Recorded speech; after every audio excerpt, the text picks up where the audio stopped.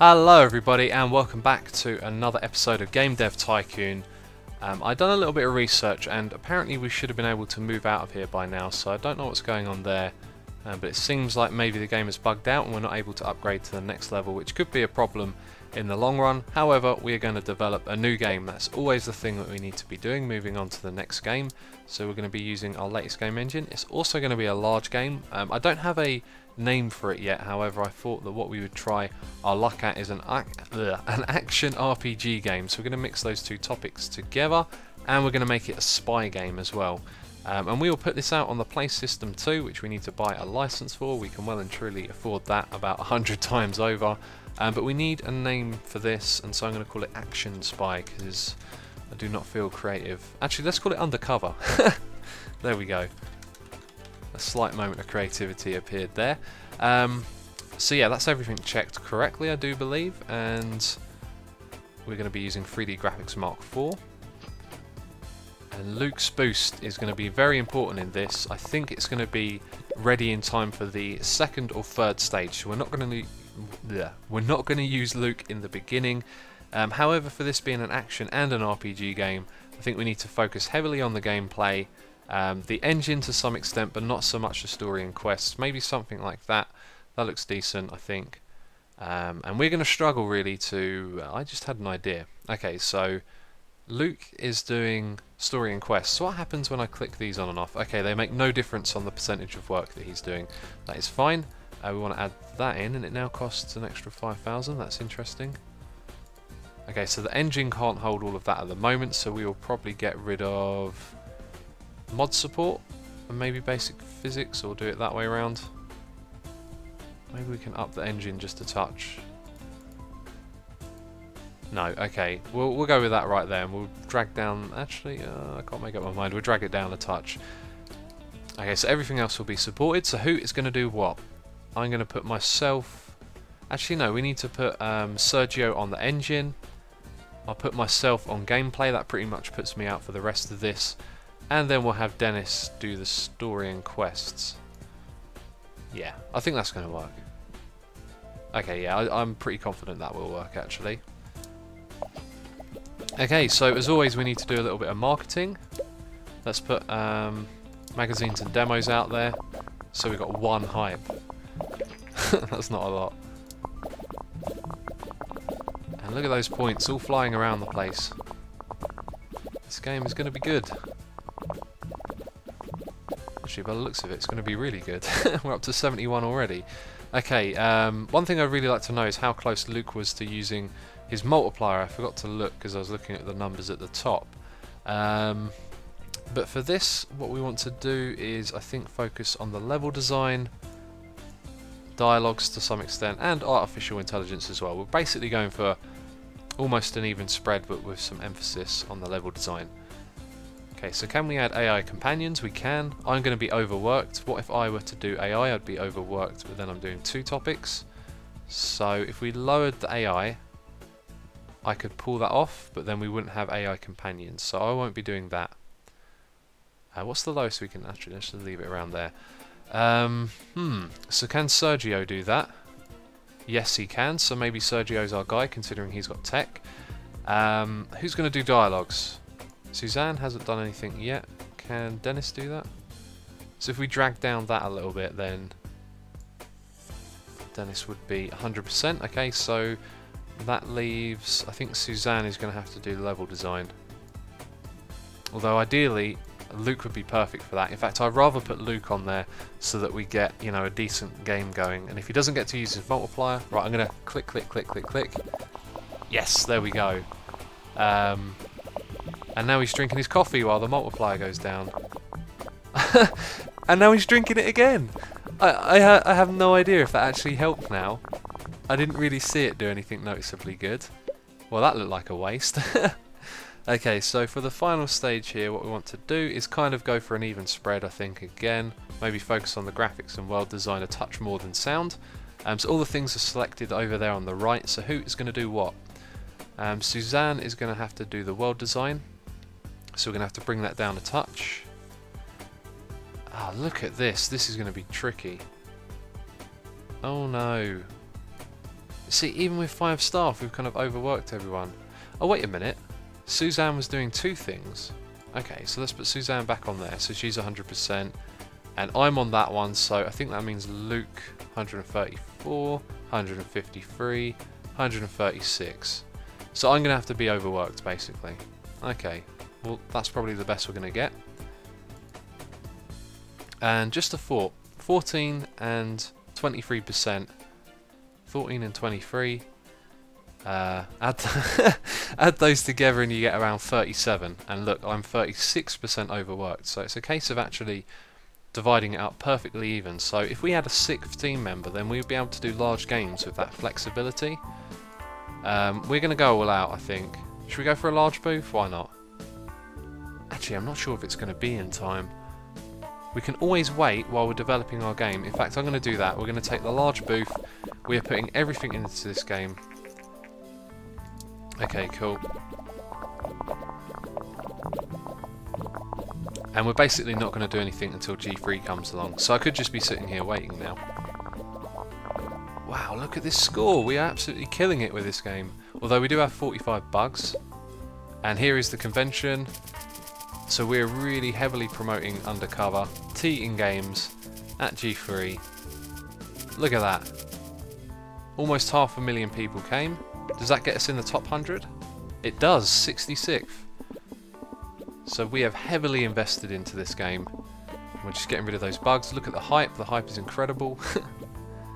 And we're just gonna, yeah, sit back and just really polish this game off for a second here.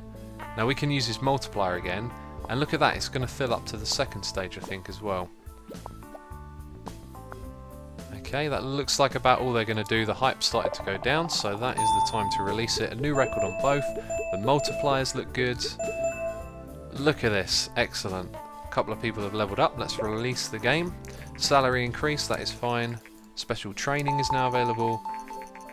Tons of new research to be done, including 3D Graphics Mark 5. So, who's going to research what? Wow, 150 points, but we only have 110. I feel like I'm falling behind the game a little bit now as well. Let's research achievements, everyone likes that. Let's send you on holiday. Send on vacation. Okay, so the reviews for Undercover have come in. Oh, that's lower than I expected. Oh, an 8. An 8's good. Maybe a couple more 8s. Not as much as I hoped, really. And we had a ton of hype around that game, so maybe it will still sell. That's weird. I was about to say it's a flop because it made 92,000 units sold, income of 1 million. Again, 13 million units sold, income of 12 million. What's going on here? That's not fair. Oh, I don't know. I don't care. Okay, so we need to train up our people and then probably send them on a vacation. I'm wondering if maybe the focus on using your research points to train your staff is probably better at this point. But anyway, I think we should do a boost of our guy here. Increases technology. And then we'll do some more research. So what do we actually want to research? Save to cloud, that's nice and cheap. And we'll do virtual economy as well. Maybe we're looking to do some sort of simulation game. And you can go on vacation and recharge your energy. And so Undercover has made enough money to, you know, throw us back up to 30 million, but still we haven't been able to move out to the next area, which is kind of annoying. Let's do a little bit of basic training with this guy. Actually, we can do a couple of these now. Let's do a game jam. And Luke's back, we'll get him training on... we'll do a game jam as well. I think game jam means design and code means technology. Okay, so now you can go on vacation, so can you. Oh, he's got a multiplier now as well, that's excellent. So we've got multipliers coming into our development. And I really just need extra staff at this point so we can balance out all of the work for the large games, but we just haven't been offered to move out. It's really annoying. I actually think that it's bugged. Okay, they're no longer making games. That's alright.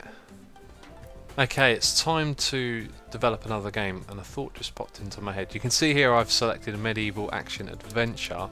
And what if we developed a sequel? I can't remember if we've done that or not, because I've tried to do it and my game crashed a couple of times while I've been recording today.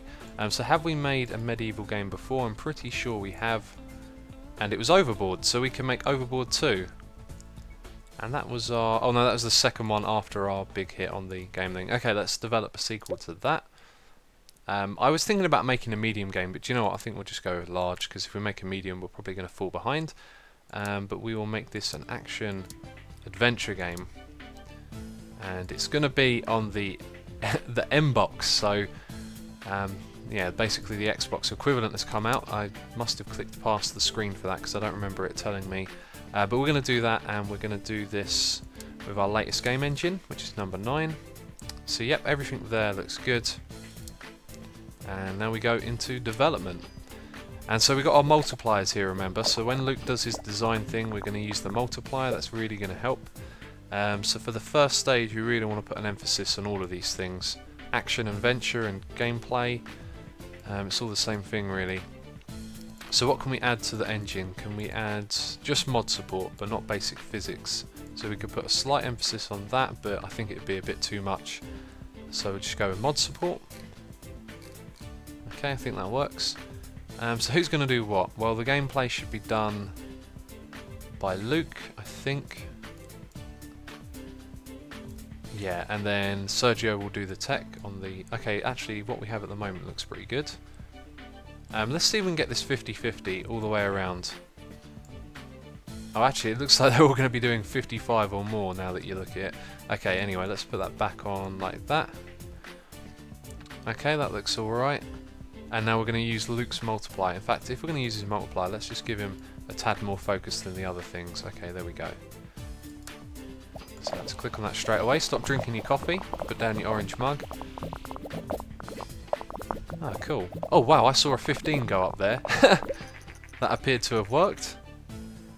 Okay, we made 8 million off of Undercover. It looks like we can just about manage these large games, so I'm glad that I actually chose to do this. And look at those bubbles going everywhere. That's crazy. Okay, Sergio has a multiplier as well. I probably should have used that straight away. Let's see, are we going to get an option to use him again? We might. But for this we want to focus on the level design and the AI, not so much the dialogues. So something like that looks good to me. We can have all the things selected, so now it's time to manage our staff again. This is always a little bit tricky. So let's look at Sergio. We definitely want him on AI, but let's see if we can bring his workload down to 100. That's fantastic. Luke's been overworked there, so I'll probably come in and do the design on that bit. And maybe Luke can do the dialogues, and then he's up to 100%. So look at that. Hopefully that will get us through the last stage as well. And we get to use Sergio's multiplier here. Let's click on that. And I don't see any bubbles coming from his head. Actually, I'm not sure. It's kind of hard to tell who's who on this. Interesting. And look at those points up the top as well. Oh, the game sphere. That looks cool. That looks really cool. Okay, cool. Right, so third stage. Now what are we going to do? We're going to put a focus, or sorry, an emphasis on graphics and sound, not so much world design. So who is going to do what here? Okay, so I'm overworked. That means Dennis would have to come in and do that bit. And then Dennis is now overworked. So if I drag that down, it means Suzanne's okay, so basically we can't have two people doing one thing unless we put... this is so difficult. So we'd really have to neglect the world design in order for someone not to be overworked, is basically how it works. Like, there you go. So there's 100% on every person. So Suzanne has to do... damn it, let's put the focus on the graphics. So Suzanne is going to do graphics. Except I can't select her name. Dennis is going to do sound. I'm going to increase the amount on sound and slightly on world design. I also can't do all of this over here, I've just noticed, so let's get rid of those two. Okay, so this could be a big problem for our game. Like, this could really hurt it. But at the same time, we have 100% on everyone. I can't help but feel I'm doing the wrong thing here, but we're going to go ahead and do that anyway. I really do think that that was the wrong decision, but I want to find out, so we're going to go ahead and do that. But look at these points, man. How can this game go wrong? I've forgotten to do marketing. That's how it could go wrong. Let me select that. Okay. We're going to go all the way over here to large campaign. No, we're not. We're going to do small campaign. That will do just fine. Okay, cool. I'm just watching the points at the moment. Wow, that is insane. That's definitely the best game we've developed so far. And I wonder how much of those that came down to the multipliers as well. That probably helped a lot. But there you go, we're getting rid of those bugs. We're swatting them like crazy. Ah, and this is just in time. Let's get another large booth. Actually, I don't want to throw too much money at it. Let's get a medium booth and just let these guys polish off the game, and then we'll go to the conference, and when we come back we will release it. So that could take a moment. There's an extra bug. And we haven't really sat here and waited for ages before to see how much they can actually polish it off by, so... Oh look, the hype is going down as well. Okay, just in time. So as soon as this is over, we're going to release the game. Let's see how many people turn up this time.